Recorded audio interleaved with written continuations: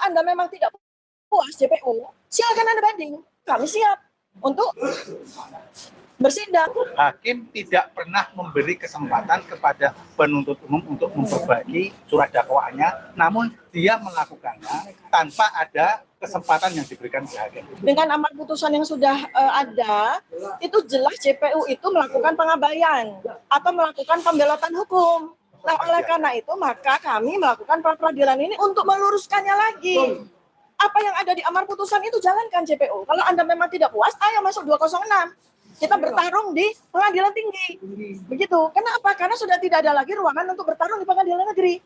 Karena hakim pengadilan negeri sudah memutuskan untuk menolak surat dakwaan dan menyuruh mengembalikan seluruh berkas perkara. Jadi sudah nggak ada lagi kesempatan untuk dilakukan di situ. Oleh karena itu maka sekali lagi inilah perjuangan kami, bukan untuk menunda-nunda. Ngapain menunda-nunda? Sudah dari awal saya siap sidang kok, ya kan?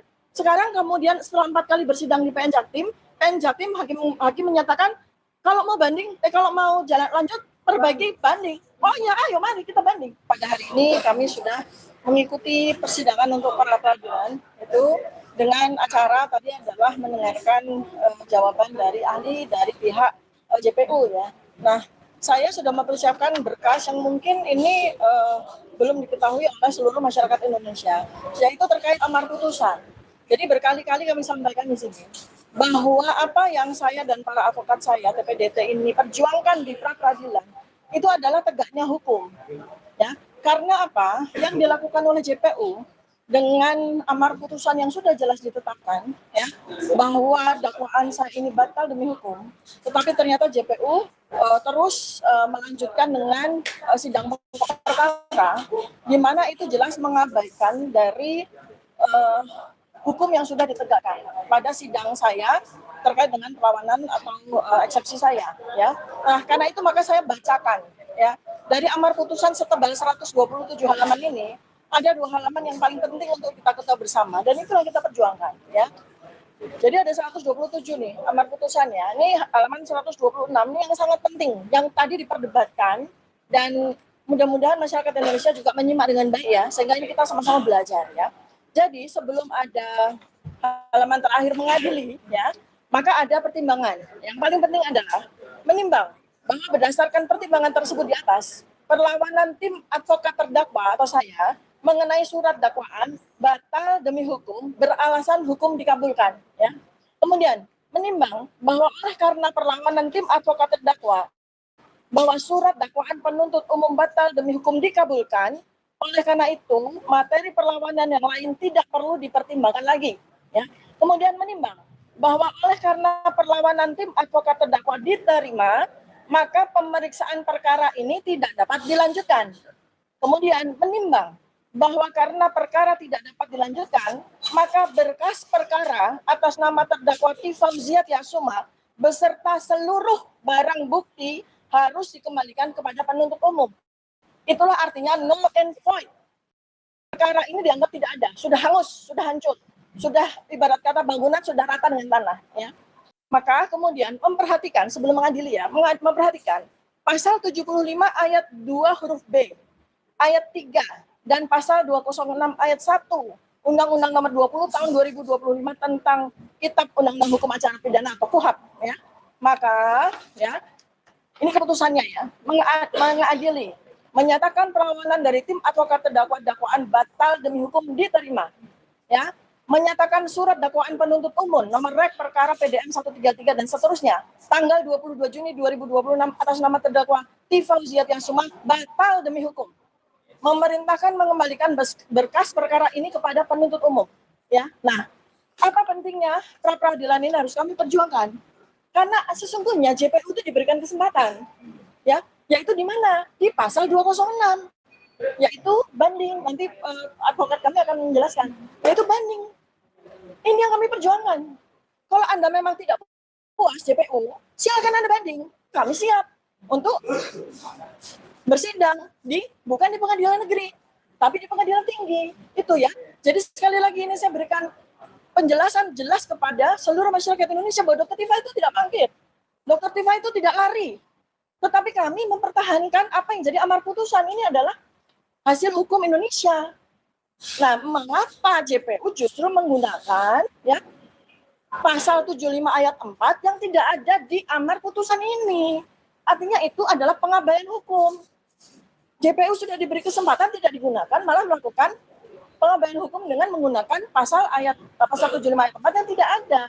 Nah, itulah yang disebut sebagai ignoratio legis, mengabaikan hukum. Ya, saya udah belajar hukum juga nih sama lebih pintar daripada iya, advokatnya. ignoratio legis namanya. Dan hal yang ketiga yang terpenting nanti akan disambung adalah begini.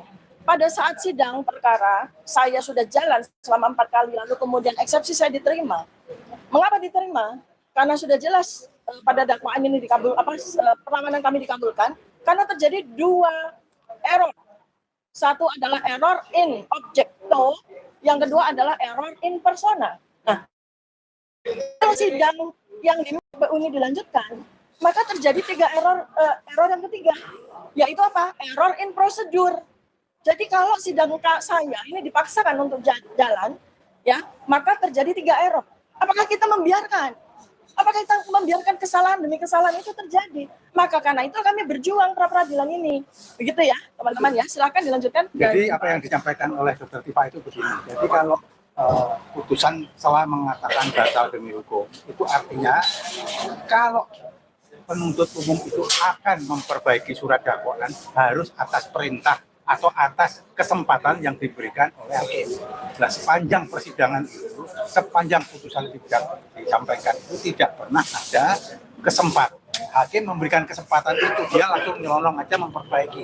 Jadi inilah yang disebut dengan pengabaian ketentuan hukum. Seharusnya menggunakan pasal 266, tapi dia langsung memperbaiki tanpa perintah hakim. Jadi itu materi daripada pasal 75 ayat 4 itu hakim tidak pernah memberi kesempatan kepada penuntut umum untuk memperbaiki surat dakwaannya, namun dia melakukannya tanpa ada kesempatan yang diberikan ke hakim. Itu saja poin dari saya. Jadi dengan adanya pra-peradilan yang sekarang ini berlangsung, sebetulnya yang paling ingin dicapai oleh kubu Dr. Tifa itu yang ingin dicapai agar penuntut umum itu mengajukan banding atas putusan telah ke pengadilan tinggi. Nanti akan kita lawan dengan kontra memori banding, itu kan kita lawan ke pengadilan tinggi. Itulah yang kami sebut dengan upaya hukum yang sesuai dengan ketentuan undang-undangnya. Tidak ada penggunaan 75 ayat 4 itu diberikan kepada jaksa. Undang-undang memberi kesempatan kepada hakim, hakim kemudian baru memberikan kesempatan kepada hakim. Kemarin juga ada konferensi pers dari Pradik Bersatu yang bilang bahwa Dr. Tifa atau juga Mas Roy ini sengaja banyak majuin pra-peradilan untuk kemudian menunda yang utama. Saya jawab ya. Jadi gini loh, kita sangat ingin agar pengadilan apapun yang terjadi, ya, itu mengikuti dan menjalankan due process of law, ya. Nah, sekarang ini dengan amar putusan yang sudah ada, itu jelas JPU itu melakukan pengabaian atau melakukan pembelotan hukum. Nah, oleh karena itu maka kami melakukan pra-peradilan ini untuk meluruskannya lagi. Apa yang ada di amar putusan itu jalankan JPU. Kalau Anda memang tidak puas, ayo masuk 206. Kita bertarung di pengadilan tinggi. Begitu. Kenapa? Karena sudah tidak ada lagi ruangan untuk bertarung di pengadilan negeri. Karena hakim pengadilan negeri sudah memutuskan untuk menolak surat dakwaan dan menyuruh mengembalikan seluruh berkas perkara. Jadi sudah nggak ada lagi kesempatan untuk dilakukan di situ. Oleh karena itu maka sekali lagi inilah perjuangan kami, bukan untuk menunda-nunda. Ngapain menunda-nunda? Sudah dari awal saya siap sidang kok, ya kan? Sekarang kemudian setelah 4 kali bersidang di PN Jaktim hakim menyatakan kalau mau banding, kalau mau jalan lanjut perbaiki banding. Oh ya, ayo mari kita banding. Tinggal kasih saja saya alamatnya di mana itu pengadilan tinggi. Saya akan ke sana tepat waktu insya Allah. Ya? Kalau ada tuduhan, kami takut dengan pokok perkara. Kenapa penuntut umum takut banding? Ya. Nah, lanjut. Sekarang Pak Kartini. Berkali-kali kan dikatakan bahwa ini adalah kepentingan hukum, kepentingan penegakan hukum dan sebagainya. Tadi terbukti ya, begitu ahli mereka itu kita tanyakan berbalik gitu. Semua berbalik, hanya pengembalian berkas sebagian, hanya seutuhnya dan sebagainya. Jadi pada saat kita bertanya, itu bahkan dia bilang bahwa di dalam pasal 79 ayat 4 itu dikatakan adalah kewenangan GPU. Padahal tidak, kewenangan hakim dalam memberikan kesempatan. Pada waktu rekan kami menanya apakah ini demi hukum, apakah subjektivitas hakim, dikatakan demi hukum. Kalau demi hukum tidak ada kata-kata undang-undang itu hakim memberikan kesempatan. Pada waktu saya tanyakan, kalau tidak diberi gimana? Nah, bingung juga dia jawab. Karena di dalam putusan itu ayat 4 itu tidak dituliskan. Ayat 4 itulah yang berbunyi memberikan kesempatan. Bahkan disinggung 206. Jadi sebenarnya baik Bu Tifa maupun Pak Bro ini tidak menunda-nunda. Yang dilakukan itu sesuai ketentuan KUHP yang baru. Ya kan, buktinya diterima. Kalau gitu hakimnya ikut nunda, jaksanya ikut nunda kalau gitu. Semuanya ikut nunda. Tidak. Itu adalah ketentuan yang baru, memang demikian. Kalau memang keberatan dengan ketentuan yang baru, silakan bikin judicial review ke MK. Jangan menyalahkan kami gitu. Ya kan? Ini buruk muka, cermin dibelah. Ya ini kan begitu. Ya kan? Kami tidak ada. Apa sih kita kasih arahan, silahkan kalau mau bertemu lagi dengan kami, lakukan perlawanan banding. Kami bukan lari, tidak banding. Karena ini bahayanya kalau ini dibiarkan, nanti akan terjadi. Memang banyak orang, walaupun penegak hukum itu belum memahami KUHP baru ini, itu masalahnya gitu loh. Iya, ada yang demi hukum, ada yang subjektif hakim. Kalau memberikan kesempatan itu kan hakim memberi, proaktif berbicara. Ini loh, dua beri kan begitu seharusnya. Tapi hakim kan tidak menyatakan itu. Ya kan, itu masalahnya. Ya, oleh sebab itu, batal demi hukum itu sampai dikembalikan dan sebagainya dianggap tidak ada. Kok dianggap tidak ada? Apanya yang diperbaiki? Kalau rumah contohnya ya, rumahnya nggak ada. Apanya yang diperbaiki? Nah, memang betul beberapa ahli mengatakan status Dr. Tifa ini sebenarnya udah bebas, tapi masih lah memberi kesempatan jaksa untuk banding. Bayangkan, seharusnya udah bebas, ya kan? Oleh sebab itu kita nanti akan melakukan perlawanan. Bukan hanya perlawanan litigasi, kami juga akan melakukan non-litigasi. Bahwa semua stakeholder dalam penegakan hukum ini harus paham bahwa ada masalah seperti ini. Ya kan kayak kemarin, jaksa tiba-tiba mengundang kami untuk sidang. Padahal di sini jaksa ikut sidang. Tapi jaksa ini melanggar hukum lagi. Sudah tahu ada ketentuan 163 ayat 1E menyatakan jika ada persidangan, perkara harus ditunda. Peradilan, Iya, maka perkara harus ditunda. Dong jaksanya ada di sini bersidang sama kita, kok masih bisa sempat-sempatnya mengundang kami untuk bersidang di pokok perkara.